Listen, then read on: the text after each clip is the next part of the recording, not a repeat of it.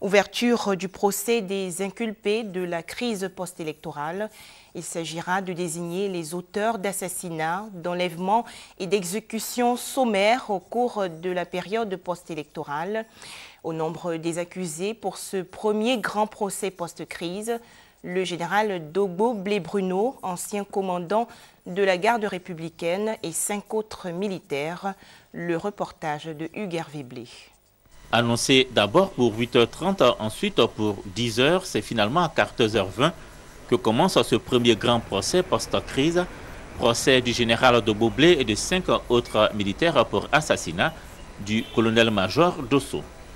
Le général Dogbo Blé-Bruno, l'ancien patron de la garde républicaine, a précédé au palais de justice les 5 autres prévenus qui, comme lui, sont arrivés sous forte escorte. 14h20, une vingtaine de minutes après l'arrivée au palais de justice des derniers prévenus, commencera le procès devant le tribunal militaire. La vérification de l'identité des prévenus, la lecture de l'acte d'accusation précède les débats sur la forme. Les avocats de la défense soulèvent alors une exception. Bien comme le tribunal civil a été saisi d'un dossier criminel, ça veut dire on parle d'assassinat. Or, il est imposé dans le code de procédure militaire que pour qu'une affaire soit jugée, il faut qu'il y ait une information qu'il s'agit d'une affaire criminelle. Or, dans le dossier qu'on nous a servi, il n'y a aucune instruction militaire, c'est-à-dire une instruction qui a été faite par un juge militaire et un juge qui est prévu par ça, par le code de procédure militaire.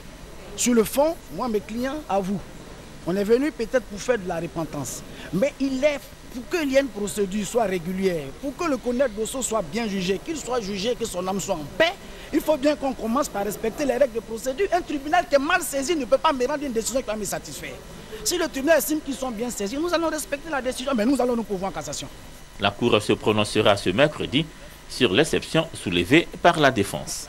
Pour rappel, c'est en pleine crise post-électorale, en mars 2011, qu'a été assassiné le colonel-major Dosso, après avoir été arrêté à un poste de contrôle tenu par des soldats alors fidèles à l'ancien président Laurent Gbagbo.